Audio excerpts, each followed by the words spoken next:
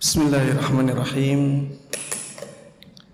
Assalamualaikum warahmatullahi wabarakatuh. Alhamdulillahi rabbil alamin. Wassalatu wassalamu ala ashrafil anbiya'i wa sayyidil mursalin Nabiyyina Muhammadin wa ala alihi wa sahbihi wa man tabi'ahum bi ihsanin ila yaumiddin. Allahumma inna nas'aluka bi asma'ikal husna wa sifatikal ula an tu'allimana ma yanfa'una wa an tanfa'ana bima 'allamtana wa an tazidana 'ilman wa 'amala wa an taj'ala hadzal 'amal khalisan liwajhikal karim wa an tusahhila lana umurana wa talabana fil 'ilmi wa an tusliha lana qulubana wa syu'unana kullaha wa alla takilana ila anfusina tarfata 'ain. Amin amin ya rabbal alamin, innaka waliyyu dzalika wal qadiru alaih. Para jemaah sekalian, kaum muslimin dan kaum muslimat, hadirin dan hadirat yang semoga dimuliakan dan dirahmati oleh Allah Subhanahu wa taala. Alhamdulillah, kita terus panjatkan puja dan puji syukur kita kehadirat Allah Subhanahu wa taala atas nikmat-nikmatnya yang terus Allah berikan kepada kita semuanya, sehingga pada kesempatan yang baik ini kita bisa berkumpul, bermajlis di tempat yang mulia, salah satu dari rumah-rumah Allah Subhanahu wa taala, dan untuk tujuan yang mulia juga, yaitu menuntut ilmu agama. Mudah-mudahan kehadiran kita di majelis ini benar-benar kita niati dengan ikhlas, hanya untuk mendapatkan balasan dan pahala dari Allah Subhanahu wa taala. Dan mudah-mudahan dengan keikhlasan tersebut Allah Subhanahu wa taala memberikan kepada kita pahala yang agung, ilmu yang bermanfaat dan berkah. Amin amin ya rabbal alamin. Para jemaah sekalian rahimani wa rahimakumullah, tidak lupa salawat dan salam, keberkahan dan kenikmatan semoga selalu terlimpahkan dan tercurahkan kepada Nabi Agung Muhammad sallallahu alaihi wasallam. Begitu pula kepada seluruh keluarga beliau, seluruh sahabat beliau, dan seluruh kaum muslimin yang mengikuti beliau dan para sahabatnya dengan baik hingga hari akhir nanti. Akhwati wa akhwati fillah, azanallahu wa iyyakum. Sebelum memulai kajian kita, saya ingatkan kembali untuk mempersiapkan pertanyaan-pertanyaan yang akan diajukan setelah kajian selesai, agar kajian ini bisa lebih lengkap, lebih sempurna, dan juga agar kajian ini tidak hanya penjelasan dari pemateri, tapi juga mengakomodir masukan-masukan dari para peserta yang hadir di majelis. Kemarin di flyer juga sudah ditulis ya, bahwa kajian ini tidak di live streaming. Kenapa tidak di live streaming? Karena kita ingin yang hadir di majelis semakin banyak. Kita tidak ingin live streaming menjadikan orang-orang malah malas hadir di majelis ilmu. Walaupun tetap ada rekaman, iya, tapi kita simpan. Rekaman itu kita simpan, mungkin saja nanti ada manfaatnya. Tapi untuk di live streamingkan, ya mohon maaf, kita tidak bisa saat ini. Agar kita bisa berkumpul, bermajelis, kita mendapatkan keberkahan majelis, ya. Agar mereka yang beralasan saya nggak hadir tapi saya masih lihat streamingnya, itu tidak ada alasan lagi untuk seperti itu. Tidak hadir di majelis berarti memang tidak mendengarkan kajian. Mudah-mudahan dengan hal ini teman-teman punya semangat yang lebih dalam menyisihkan waktunya untuk majelis ilmu. Cara seperti ini sudah diterapkan di beberapa tempat dan lumayan efektif untuk menumbuhkan semangat para ikhwah kita bisa menghadiri majelis ilmu secara offline. Iya, para jemaah sekalian rahiman wa rahimakumullah, itu dua catatan yang ingin ana sampaikan untuk memulai kajian ini.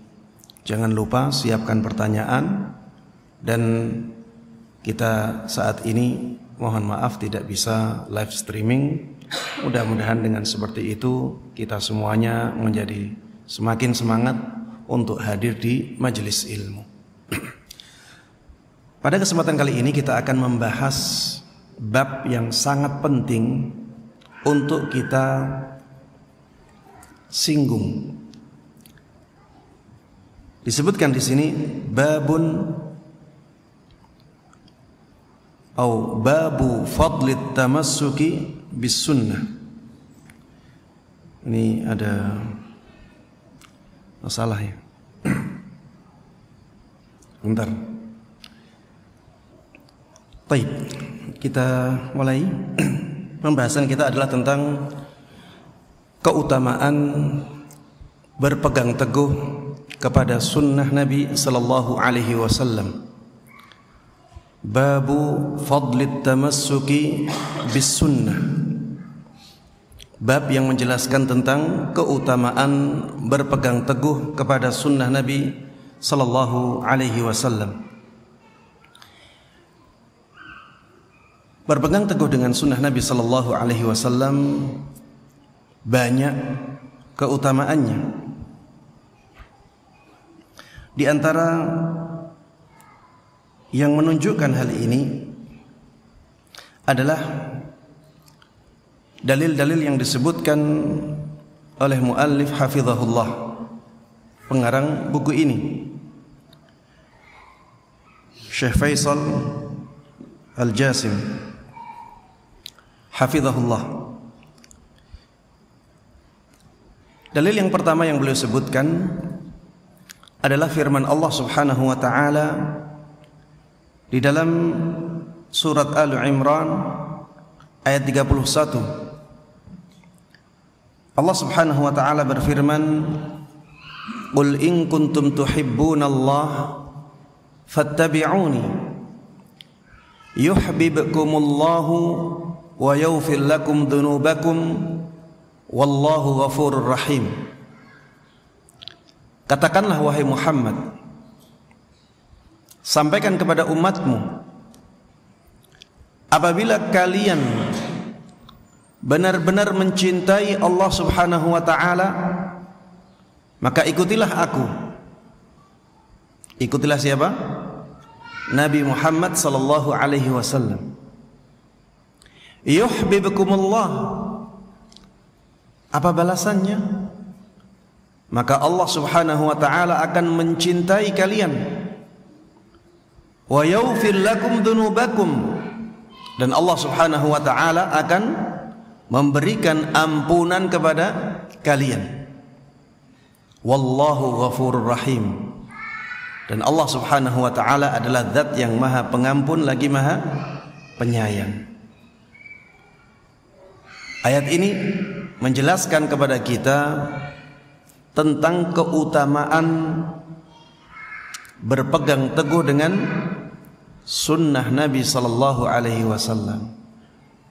Kita bisa memahami dari ayat ini bahwa bukti kecintaan kita kepada Allah Subhanahu wa taala adalah dengan kita mengikuti sunnah Nabi sallallahu alaihi wasallam. Jadi orang yang berpegang teguh dengan sunnah Nabi sallallahu alaihi wasallam berarti dia cinta kepada siapa? Kepada Allah Subhanahu wa taala. Qul in kuntum tuhibbunallah. Apabila kalian benar-benar mencintai Allah, fattabi'uni, maka ikuti aku. Kalau kita berpegang teguh dengan sunnah Nabi sallallahu alaihi wasallam, itu bukti bahwa kita mencintai siapa? Mencintai Allah Subhanahu wa taala. Dan mahabbatullah ini amalan yang sangat mulia, amalan hati yang sangat mulia.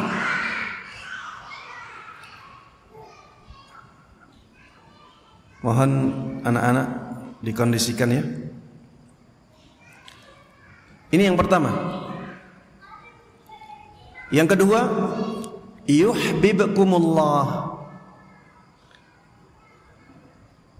Kalau kita berpegang teguh dengan sunnah Nabi sallallahu alaihi wasallam, maka Allah Subhanahu wa taala akan mencintai kita. Jadi kita mencintai Allah, makanya Allah mencintai kita. Al-jaza'u min jinsil amal. Pahala itu akan sejenis dengan amalannya. Dan kecintaan Allah Subhanahu wa taala kepada kita ini sesuatu yang sangat kita butuhkan sekali. Karena dengan cintanya Allah Subhanahu wa taala kepada kita, maka Allah Subhanahu wa taala akan besar perhatiannya kepada kita melebihi yang lain. Allah Subhanahu wa taala akan menjaga kita melebihi yang lain. Allah Subhanahu wa taala akan memberikan pertolongan kepada kita melebihi yang lain. Itu konsekuensi dari kecintaan Allah Subhanahu wa taala kepada kita. Kemudian yang ketiga, wa yaghfir lakum dzunubakum. Ketika kita berpegang teguh dengan sunnah Nabi sallallahu alaihi wasallam, maka Allah Subhanahu wa taala akan mengampuni dosa-dosa kita. Allah Subhanahu wa taala akan mengampuni dosa-dosa kita. Dan kita sangat membutuhkan ampunan dari Allah. Karena banyaknya dosa yang ada pada kita.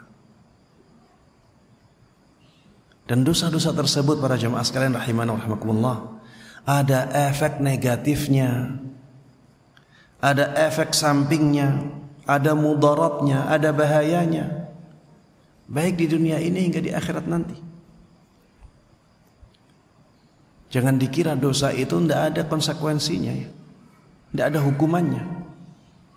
Bahkan Ibnu Qayyim rahimahullah mengatakan, termasuk di antara hukuman Allah Subhanahu wa taala kepada seorang hamba yang paling berat, itu ketika dia tidak merasa dihukum.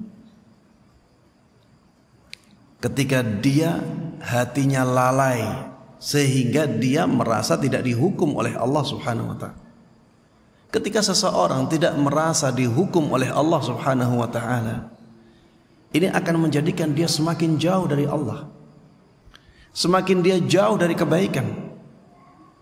Banyak orang-orang yang seperti ini. Na'udzubillahi min dzalik. Jangan sampai kita menjadi orang-orang yang seperti ini. Sudah dihukum oleh Allah, kita nggak merasa. Sudah diingatkan oleh Allah Subhanahu wa taala, kita tidak merasa. Maka para jemaah sekalian rahimana wa rahimakumullah, karena buruknya dan beratnya mudarat dari dosa-dosa kita, kita sangat membutuhkan ampunan dari Allah Subhanahu wa taala. Dengan kita berpegang teguh kepada sunnah Nabi sallallahu alaihi wasallam, kita akan mendapatkan ampunan Allah yang sangat kita butuhkan dalam kehidupan kita. Wallahu ghafurur rahim. Ya, dua balasan tadi adalah konsekuensi dari dua nama Allah ini. Wallahu ghafur, Allah Maha Pengampun. Makanya ketika kita mengikuti sunnah Nabi sallallahu alaihi wasallam, kita dapat ampunan dari siapa? Dari Allah yang Maha Pengampun itu. Rahimun, Allah Maha Penyayang. Makanya ketika kita berpegang teguh dengan sunnah Nabi sallallahu alaihi wasallam, Allah akan menyayangi kita, Allah akan mengasihi kita, Allah akan mencintai kita. Baik, yang berikutnya ada firman Allah Subhanahu wa taala di surat Thaha ayat 82. Allah Subhanahu wa taala berfirman, "Wa inni laghaffarul liman taba wa amana wa amila salihan thumma ihtada." Dan sungguh aku, Allah Subhanahu wa taala, benar-benar Maha Pengampun untuk siapa? Liman taba, untuk orang yang bertaubat kepada Allah Subhanahu wa taala. Wa amana, dia beriman. Wa amila salihah, dan dia melakukan amal saleh. Tsumma tada, kemudian orang tersebut berada di atas petunjuk. Tsumma tada ini diartikan oleh Sa'id ibn Jubair, lazimas sunnah. Maksudnya adalah menetapi sunnah Nabi sallallahu alaihi wasallam. Maksudnya adalah berjalan di atas sunnah Nabi sallallahu alaihi wasallam dalam kehidupannya. Istiqamah di atas sunnah Nabi sallallahu alaihi wasallam. Ya, ayat ini juga menunjukkan ya bahwa dengan berpegang teguh di atas sunnah Nabi sallallahu alaihi wasallam, seseorang akan mendapatkan apa? Ampunan. Ampunan yang besar dari Allah Subhanahu wa taala. Yang berikutnya, ini hadis ini yang akan kita sebutkan adalah hadis Nabi sallallahu alaihi wasallam, menunjukkan bahwa orang yang berpegang teguh di atas sunnah Nabi berpegang teguh kepada sunnah Nabi sallallahu alaihi wasallam, dia mendapatkan keutamaan yang agung, terutama ketika zaman rusak, terutama di akhir zaman, ketika banyak sekali perbedaan-perbedaan dan pertentangan-pertentangan di tengah-tengah kaum muslimin sendiri. Dari sahabat Abdullah ibn Mas'ud radhiyallahu anhu, dari Nabi sallallahu alaihi wasallam, beliau menyabdakan, "Al-mutamassiku bi sunnati 'inda ikhtilafi ummati kal qabidi 'alal jamri." Orang yang berpegang teguh dengan sunnahku ketika umatku berpecah belah, itu seperti orang yang memegang bara api.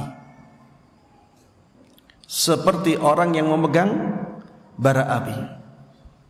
Ini menunjukkan bahwa orang yang berpegang teguh di atas sunnah Nabi sallallahu alaihi wasallam itu akan diuji oleh Allah Subhanahu wa taala dengan ujian-ujian yang berat. Dan ketika seseorang bersabar dengan ujian-ujian yang berat karena dia berpegang teguh dengan sunnah Nabi sallallahu alaihi wasallam, maka dia akan mendapatkan keutamaan. Dia akan mendapatkan kemuliaan. Dia akan mendapatkan pahala yang agung dari Allah Subhanahu wa taala. Ini kemuliaan, ini keutamaan orang yang berpegang teguh di atas sunnah Nabi sallallahu alaihi wasallam meskipun zamannya sudah rusak. Meskipun sudah banyak pertentangan-pertentangan dan perpecahan-perpecahan di tengah-tengah kaum muslimin. Sebagaimana keadaan kita saat ini. Ya, bukankah Rasulullah sallallahu alaihi wasallam dalam hadis yang pernah kita singgung, kita sebutkan, telah mengabarkan kepada kita semuanya bahwa nantinya akan banyak perpecahan. Maka solusinya adalah berpegang teguh dengan sunnah Nabi sallallahu alaihi wasallam. Bukankah dalam hadis yang lain yang pernah juga kita bahas dalam majelis ini bahwa umat ini akan berpecah belah menjadi berapa? 73 golongan. Dan itulah yang terjadi saat ini. Ketika umat telah berpecah belah seperti ini, berpegang teguh di atas sunnah Nabi sallallahu alaihi wasallam itu berat. Rasulullah sallallahu alaihi wasallam mengibaratkan orang yang memegang apa? Bara api. Bara api panas tidak? panas. Dan kita akan sulit untuk bertahan dengan bara api yang panas itu. Karena memang berat, karena memang membutuhkan perjuangan yang keras. Dan ini menunjukkan keutamaan. Karena semakin berat kebaikan dilakukan, maka semakin berat apa? Pahalanya. Ajruki ala qadri nasabik. Pahalamu wahai Aisyah itu sesuai dengan jerih payahmu. Makanya amalan-amalan yang berat itu biasanya pahalanya berat juga. Pahalanya besar. Semakin berat suatu amalan, maka semakin besar pahalanya. Karena Allah Subhanahu wa ta'ala adalah zat yang maha adil. Tidak mungkin zat yang maha adil itu memberikan pahala yang sama antara perbuatan yang ringan dengan perbuatan yang berat. Tidak mungkin. Yang ringan maka pahalanya akan sesuai dengan amalannya. Yang berat maka pahalanya akan besar, akan berat sesuai dengan beratnya amalan tersebut.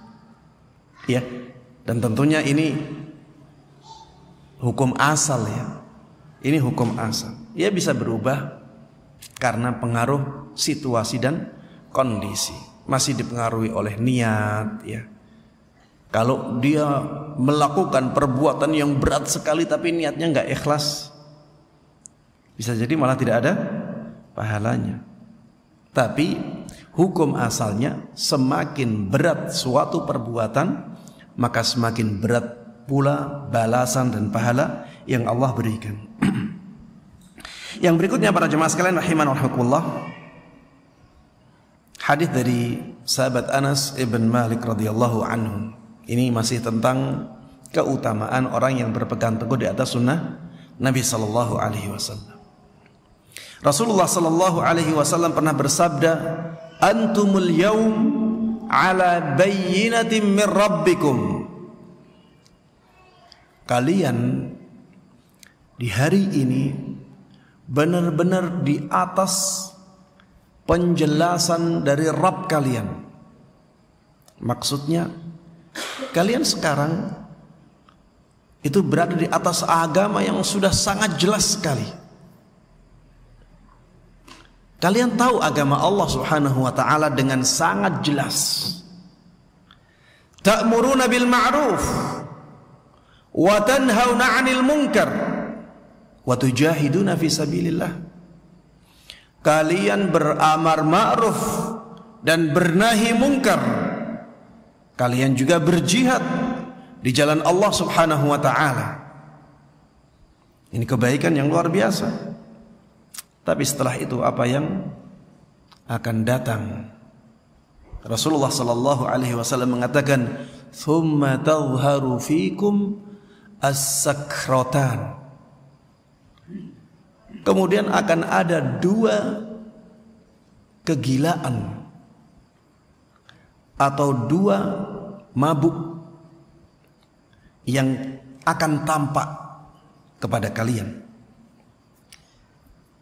Yang pertama adalah sakratul jahl, yang kedua adalah sakratu hubbil aish. Sakratul jahl adalah kegilaan karena kejahilan, mabuk karena jahil. Orang yang mabuk itu orang yang tidak bisa berpikir sehat. Orang yang mabuk itu orang yang banyak lalainya. Karena jahilnya dia, akhirnya dia lalai akan akhirat, lalai akan syariat Allah Subhanahu wa ta'ala. Dia lalai untuk membangun kemuliaan dia di kemudian hari. Yang kedua, sakratu hubbil aish, kegilaan atau mabuknya seseorang karena kecintaan dia kepada kehidupan dunia, kecintaan dia kepada harta dunia. Ini dua penyakit yang sekarang sudah merajalela di sekitar kita. Banyak orang yang jahil tentang agamanya. Nas'alullah as-salamata wal afiyah. Padahal agama itu sesuatu yang sangat-sangat mereka butuhkan dalam kehidupan mereka. Tanpa agama, seseorang tidak akan bisa berjalan dengan lurus dalam kehidupan dunia ini. Dia akan terombang-ambing oleh keadaan dia, oleh keadaan di sekitarnya. Dia akan terombang-ambing oleh godaan-godaan yang mengepung dia. Akan ke kanan, akan ke kiri. Dan dia akan dibingungkan oleh suara-suara sumbang yang ada di sekitarnya. Ya, kebodohan, kejahilan ini penyakit yang sangat luar biasa buruknya. Kemunduran kaum muslimin, sebab terkuatnya adalah kejahilan mereka terhadap agama yang hak, terhadap ajaran Islam yang lurus. Karena jahilnya mereka terhadap agama yang dibawa oleh Nabi SAW, akhirnya mereka terpuruk di semua lini kehidupan. Banyak orang yang berpikirnya kaum muslimin itu terpuruk di semua lini kehidupan karena mereka tidak belajar ini dan itu, yang disebutkan adalah perkara duniawi. Padahal sebenarnya bukan itu sebab kemunduran kaum muslimin di semua lini. Sebab terbesarnya adalah karena Allah Subhanahu wa ta'ala sudah memberikan kepada mereka nikmat yang paling besar, yaitu Islam dan syariatnya. Tapi ternyata mereka tidak bersyukur. Mereka menyia-nyiakan nikmat itu, yang sebenarnya itulah sebab kemajuan mereka. Nahnu qaumun a'azzana Allah bil Islam, famahma btaghaina al-'izzata bighairihi adzallana Allah. Kata sahabat Umar ibn al-Khattab radhiyallahu anhu, Al-Faruq, pembeda antara yang hak dengan yang batil. Beliau mengatakan, kami adalah kaum yang Allah muliakan, Allah majukan dengan Islam. Selama kita mencari kemajuan, mencari kemuliaan dengan selain Islam, maka Allah Subhanahu wa ta'ala akan menghinakan kita. Inilah sebab kemunduran paling kuat di barisan kaum muslimin, karena mereka mencari kemuliaan bukan dengan Islam. Mereka mengabaikan syariat Islam. Coba lihat syariat Islam yang diterapkan di negara kaum muslimin, berapa persen? Yang jelas saja masih sedikit yang menerapkannya. Bagaimana yang lebih tidak jelas? Coba lihat ya, hukum hudud. Hudud itu jelas sekali. Mencuri ketika sudah terpenuhi syarat-syaratnya, potong tangan, jelas. Tidak diterapkan, tidak dijalankan. Membunuh apabila sudah terpenuhi syarat-syaratnya. Saya katakan apabila telah terpenuhi syarat-syaratnya, karena ada pembunuhan-pembunuhan yang tidak terpenuhi syarat-syaratnya untuk ditegakkan hukum hudud di atasnya. Kalau sudah terpenuhi syarat-syaratnya, maka harusnya ditegakkan qisas. Jelas sekali. Tapi mana penerapannya? Mana penghargaan kita terhadap syariat Allah Subhanahu wa ta'ala?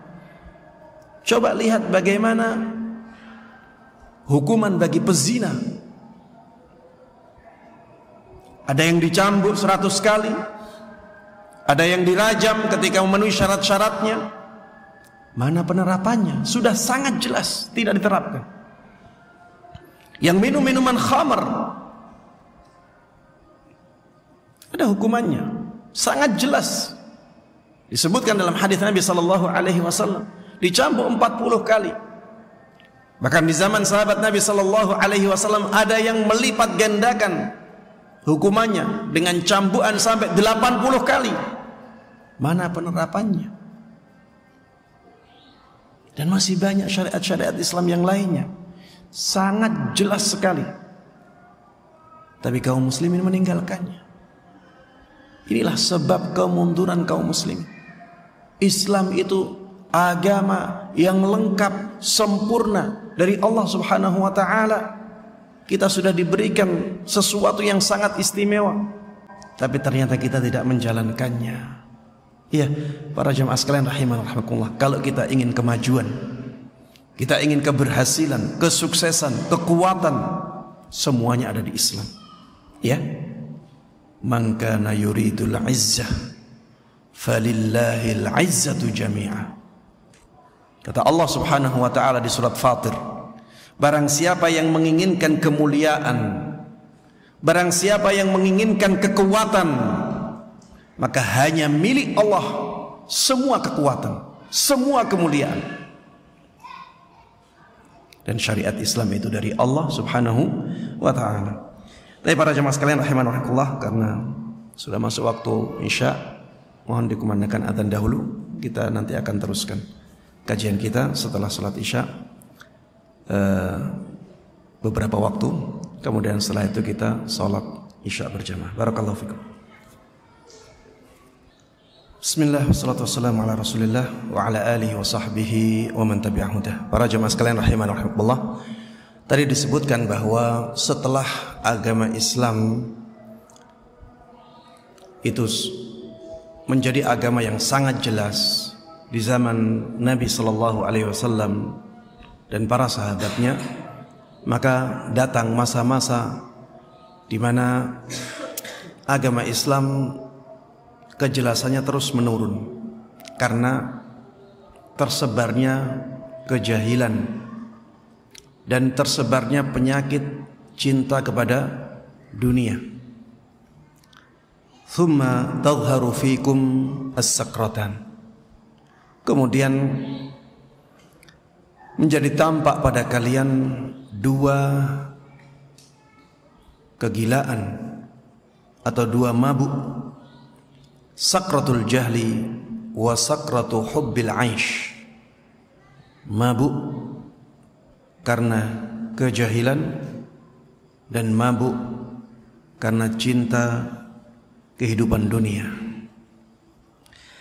Wa satahuluna an dzalik. Fala ta'muruna bil ma'ruf wa la tanhauna 'anil munkar. ولا تنهون عن المنكر. طيب. فلا تأمرون بمعروف ولا تنهون عن منكر. Kalian akhirnya berubah. Yang tadinya kalian beramar ma'ruf nahi munkar, sekarang menjadi tidak beramar ma'ruf dan tidak bernahi mungkar karena kejahilan. Ada keburukan tidak diingkari karena tidak tahu itu keburukan, atau karena kalau keburukan itu diingkari maka dia akan kehilangan dunianya. Dua sebab. Karena kejahilan bisa. Sebab yang kedua bukan karena kejahilan, karena takut dunianya hilang. Amar ma'ruf juga demikian. Bisa jadi karena dia tidak tahu itu ma'ruf, akhirnya dia tidak memerintahkannya, tidak mengajak manusia kepadanya karena dia tidak tahu kalau itu kebaikan. Atau karena dia sudah cinta kepada dunia, dan kalau dia memerintahkan kebaikan, akhirnya ada di antara dunianya yang hilang, akhirnya dia tidak memerintahkan kepada kebaikan itu. Wala tujahiduna fi sabilillah. Dan akhirnya kalian juga tidak berjihad di jalan Allah Subhanahu wa taala. Karena jahil terhadap keutamaan jihad bisa.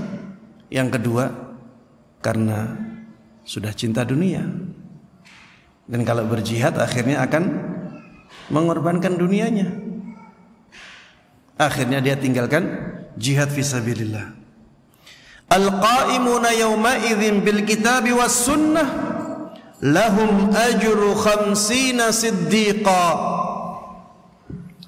Orang yang pada hari itu, di hari ketika manusia sudah rusak, kejahilan dan cinta dunia menyebar di mana-mana, merajalela, orang yang berdiri tegak di atas Alkitab dan As-Sunnah, dia akan mendapatkan pahala 50 orang yang siddiq. Dia akan mendapatkan pahala 50 orang yang statusnya siddiq. Dia jujur, tulus, dan benar imannya. Para sahabat bertanya, "Ya Rasulullah, minna aw minhum?" Wahai Rasulullah sallallahu alaihi wasallam, apakah 50 orang siddiq itu dari kita ataukah dari mereka? Dari kita, maksudnya dari sahabat Nabi sallallahu alaihi wasallam. 50 orang yang siddiq dari barisan sahabat ataukah 50 orang yang siddiq dari zaman yang sudah rusak itu? Maka Rasulullah sallallahu alaihi wasallam menjawab, bal minkum. Bahkan 50 orang siddiq itu adalah dari barisannya kalian. Jadi ini pahala yang sangat luar biasa. Orang yang berpegang teguh kepada sunnah Nabi sallallahu alaihi wasallam di zaman yang sudah sangat rusak itu. Orang-orang sudah jahil banyak, orang-orang cinta dunia banyak, mereka tidak beramar ma'ruf nahi mungkar, akhirnya mereka meninggalkan jihad fisabilillah. Orang yang berpegang teguh di zaman yang seperti itu akan mendapatkan pahala 50 orang siddiq dari para sahabat Nabi sallallahu alaihi wasallam. Ini pahala yang sangat luar biasa besarnya. Makanya tadi saya sampaikan ya, bahwa pahala suatu amalan itu sesuai dengan beratnya amalan tersebut. Semakin berat suatu amalan, semakin besar pahalanya.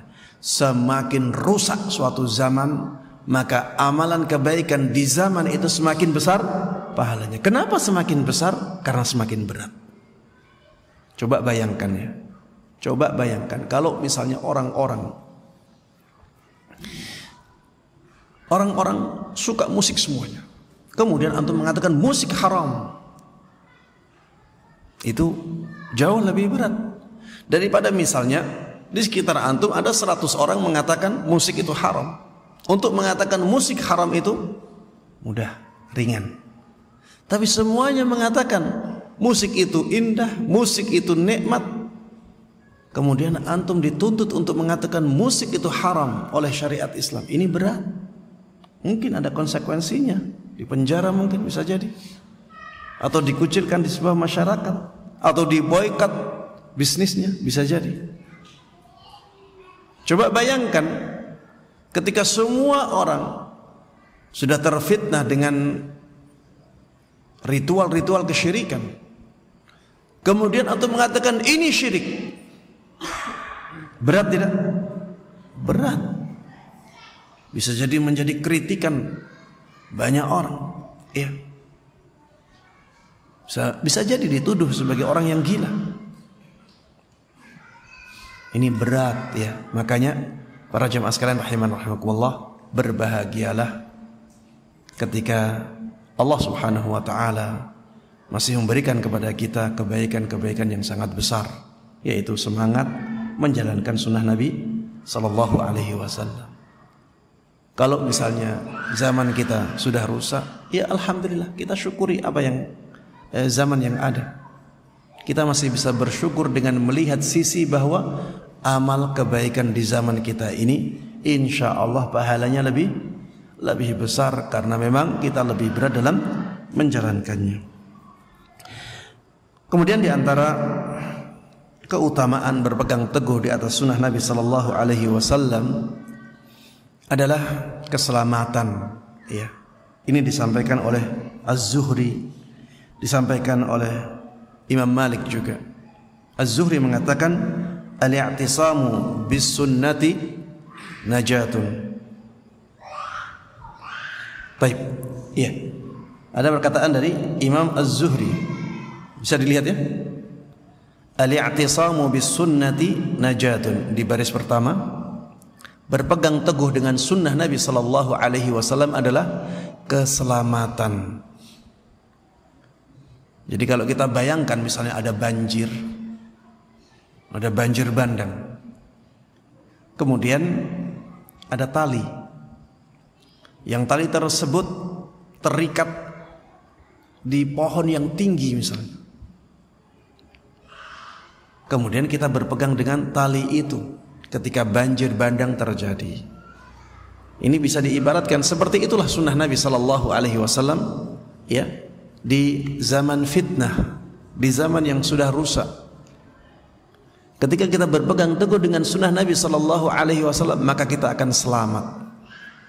Seperti orang tersebut ketika berpegang teguh dengan tali yang kuat itu, maka dia akan selamat dari banjir bandang, dari bahaya yang sangat besar. Makanya teruslah berpegang teguh dengan sunnah Nabi sallallahu alaihi wasallam. Baik, yang berikutnya perkataan Imam Malik rahimahullah, beliau mengatakan as-sunnatu safinatu Nuh. Sunnah itu seperti perahunya Nabi Nuh. Sunnah itu ya perahunya Nabi Nuh itu. Ketika banjir bandang terjadi, kita di atas kapal, maka tidak ada masalah. Ketika kita berjalan di atas sunnah Nabi sallallahu alaihi wasallam, kita seperti orang yang berada di atas kapalnya Nabi Nuh saat banjir bandang terjadi. Man rakibaha naja. Barang siapa yang menaiki kapal tersebut, menaiki perahu tersebut, maka dia akan selamat. Wa man takhallafa anha ghariq. Dan barang siapa yang tidak mau naik di perahu tersebut, dia akan tenggelam. Ya, ini sebenarnya sama dengan perkataan Az-Zuhri yang sebelumnya, al-i'tisamu bis sunnati najah.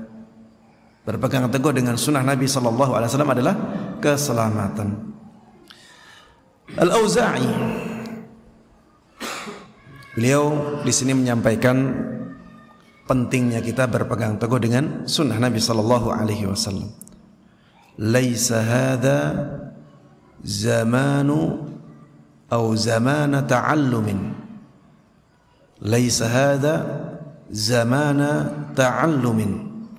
Hadza zamanu tamassukin.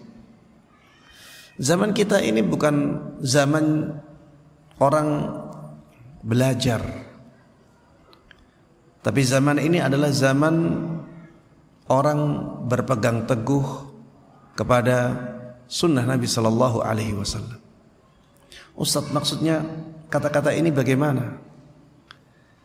Maksudnya Al-Auza'i di sini ingin memberikan penekanan kepada pentingnya berpegang teguh kepada sunnah.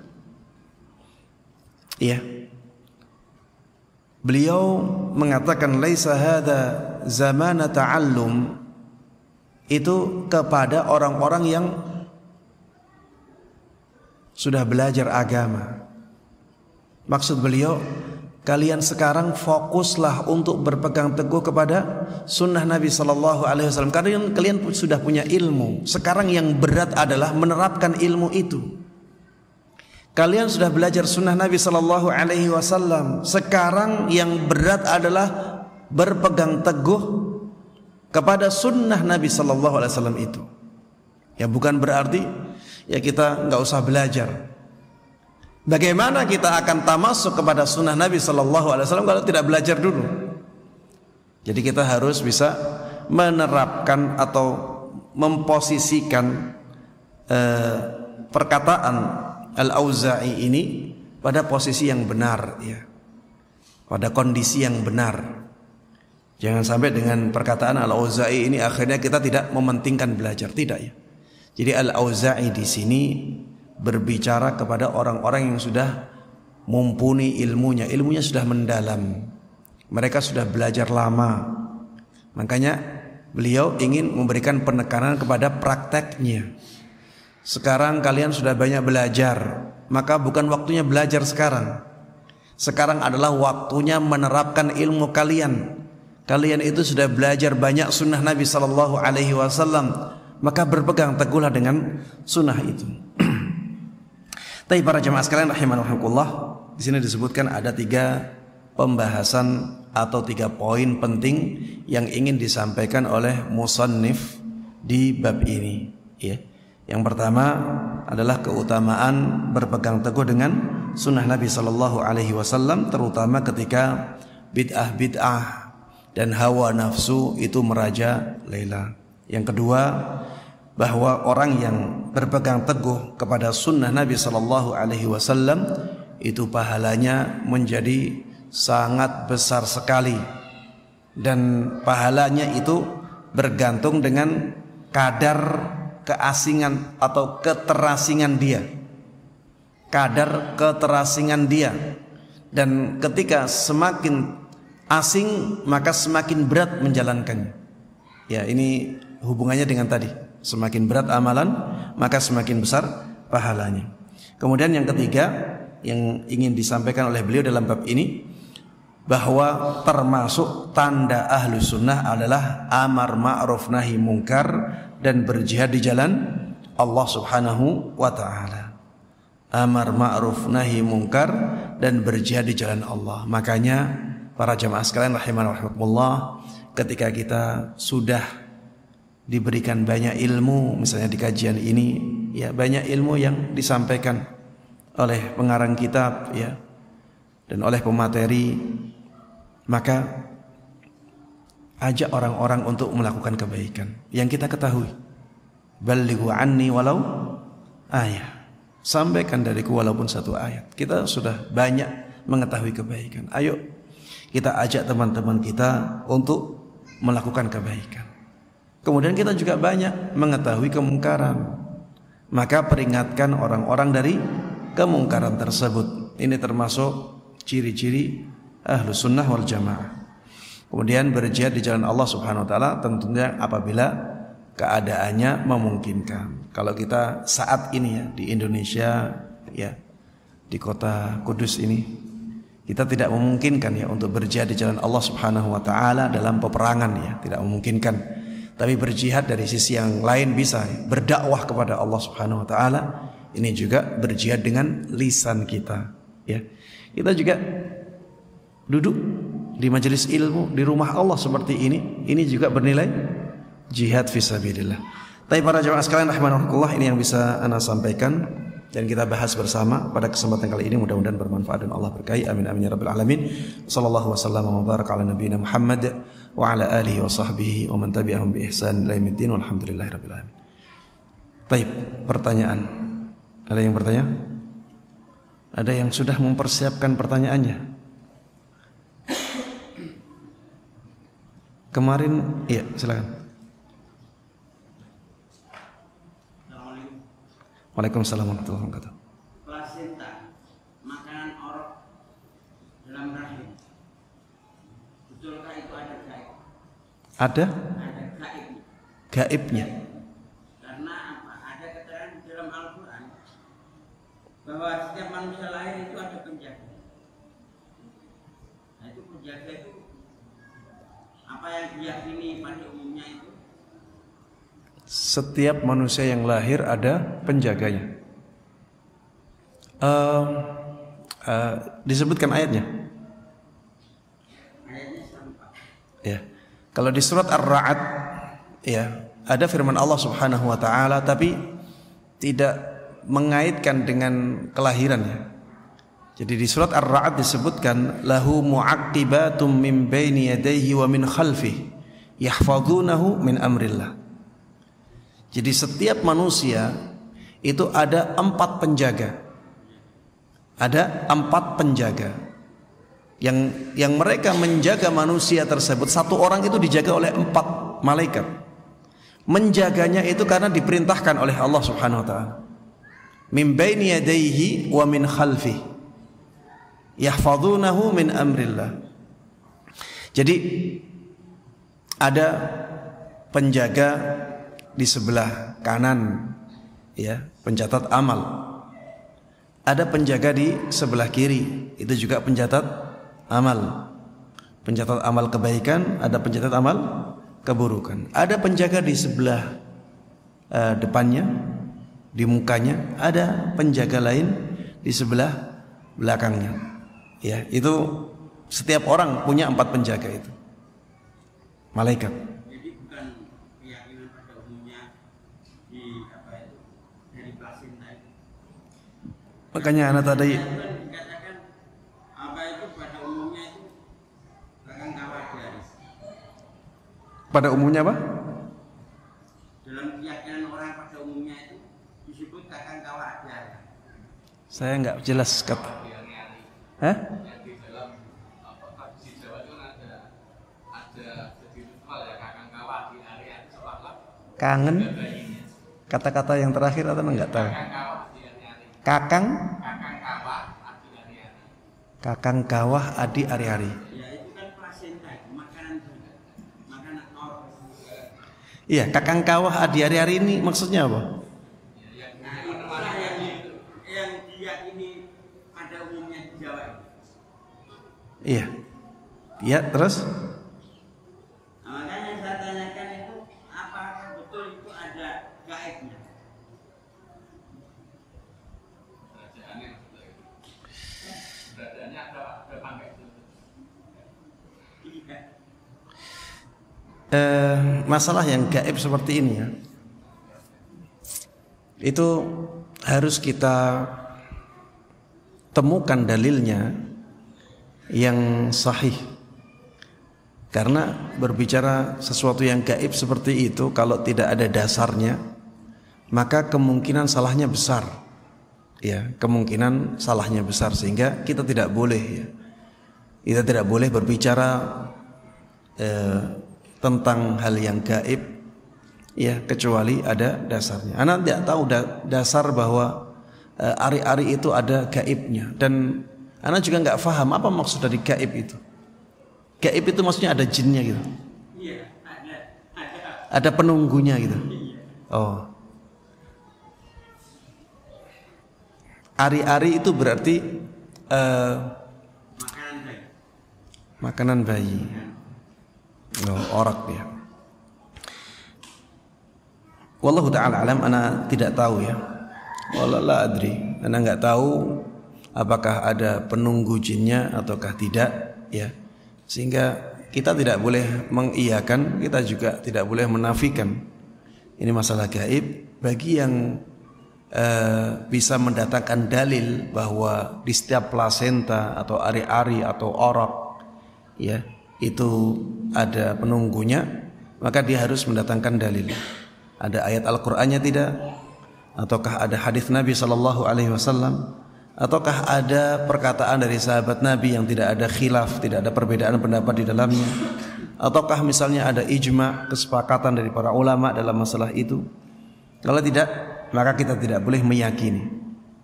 Makanya yang mengatakan seperti itu coba tanya, mana dalilnya, mana buktinya? Ya, inilah keilmiahan dalam Islam. Kalau memang itu ada penjaganya, ya, kemudian ada sesuatu yang gaib yang memakannya misalnya, ya harusnya ada petunjuk yang jelas tentang hal itu. Wallahu a'lam. Kalau di dalam tradisi Islam ajaran Islam yang sahih, ya tidak ada ritual-ritual untuk ritual-ritual tertentu untuk membuang atau mengubur ari-ari itu. Yang ada dalam Islam adalah jangan sampai ari-ari itu mengganggu manusia. Kalau dibuang di tempat sampah langsung, maka akan mengganggu manusia, mengganggu, ya baunya juga mengganggu manusia. Belum lagi nanti ada belatung-belatungnya setelah berlalunya waktu. Kalau mengganggu seperti itu ya sudah, dikubur saja. Dengan dikubur maka ari-ari tersebut tidak akan mengganggu manusia. Tidak ada ritual-ritual khusus untuk memperlakukan ari-ari itu, ya, sehingga tidak usah kita takut ya. Kalau memang tidak ada aturan syariatnya, jangan sampai kita melakukannya kemudian meyakini tanpa dasar dalil yang kuat, ya. Wallahu a'lam. Baik, ada pertanyaan lain? Silakan. Waalaikumsalam warahmatullahi wabarakatuh. Masih ke materi, mohon petunjuknya terkait yang disampaikan tadi tentang kegilaan yang akan ditampakkan. Jadi kan ada dua ya, kegilaan tentang kejahilan dan kecintaan terhadap harta dunia. Baik. Jadi solusinya kan kita memang harus belajar. Cuman penerapan aplikasinya itu kan proses kita mencari ilmu. Nah, di saat ini kan sudah banyak media massa, kemudian Media sosial. kajian ataupun offline online. Nah, yang menjadikan keraguan di saya itu kan status dari keilmuan kita yang kita dapatkan tidak melalui forum apa ya istilahnya sekarang ini offline itu bagaimana Ustaz? Apakah bisa kita sebagai pegangan dalam arti materi yang kita terima dari kajian di YouTube ataupun kajian melalui selebaran-selebaran di status WA. Nah, dari situ apakah bisa kita jadikan acuan untuk dalam beragama? Baik. Ya, inti pertanyaannya, bolehkah kita belajar dari selain majelis offline? Di zaman kita ini ya banyak rujukan-rujukan ilmu, bisa langsung ya menghadiri majelis ilmu, bisa juga secara tidak langsung, misalnya mengikuti live streaming, atau tidak mengikuti live-nya tapi melihat streamingnya. Bisa juga dengan mendengarkan kajian audio, bisa juga membaca kitab ya berbahasa Arab atau kitab atau tulisan berbahasa Indonesia. Bisa juga ya membaca dari media-media sosial, di WA group ada pesan-pesan kebaikan, di Facebook ya, di IG atau di media-media sosial yang lainnya bisa. Apakah ilmu yang kita dapatkan dari selain majelis offline itu bisa kita jadikan sebagai pegangan? Jawabannya bisa. Ya, bisa kita jadikan sebagai pegangan. Hanya saja kita harus hati-hati siapa yang kita jadikan sebagai rujukan ilmu kita. Kita harus hati-hati, terutama bagi para pemula. Ya, bagi para pemula harus sangat hati-hati sekali untuk menentukan siapa yang menjadi rujukan ilmunya. Kalau orangnya tidak jelas atau masih banyak suara-suara yang menyaksikan orang tersebut, maka lebih baik tidak dijadikan sebagai rujukan ilmu. Ya, lebih baik rujukan ilmu kita itu sedikit tapi akhirnya mendatangkan ilmu yang berkualitas, ilmu yang kuat ya, daripada rujukan ilmu kita banyak akhirnya malah menjadikan kita bingung. Iya, lebih baik kualitas yang kita kejar ya daripada kuantitas. Lebih baik keberkahan yang kita dapatkan dari ilmu, ya walaupun sedikit tapi berkah, manfaatnya ke kita sangat banyak. Itu lebih penting daripada kita dapat ilmu Masya Allah berjilid-jilid tapi tidak ada pengaruhnya dalam kehidupan kita, ya. Tapi akhirnya ya tidak kelihatan keberkahannya. Maka berhati-hatilah dalam memfilter ya siapa yang kita jadikan sebagai rujukan ilmu, ya. Hanya saja para jemaah sekalian rahimana rahimakumullah, menghadiri majelis ilmu tentunya lebih utama, lebih afdal, lebih banyak pahalanya, lebih banyak berkahnya, ya, lebih banyak kebaikannya. Ya, demikian para jemaah sekalian rahimakumullah yang bisa kita bahas bersama pada kesempatan kali ini. Mudah-mudahan bermanfaat dan Allah berkahi. Mudah-mudahan Allah Subhanahu wa taala memberikan taufiknya kepada kita semuanya untuk bisa mengamalkan dan menyebarkan semua ilmu yang sampai kepada kita dengan baik dan mudah. Amin amin ya rabbal alamin. Wa sallallahu wa sallama wa baraka ala nabiyyina Muhammadin wa ala alihi wa sahbihi wa man tabi'ahum bi ihsanin ila yaumiddin. Wa subhanakallahumma wa bihamdik asyhadu an la ilaha illa anta astaghfiruka wa atubu ilaik. Assalamualaikum warahmatullahi wabarakatuh.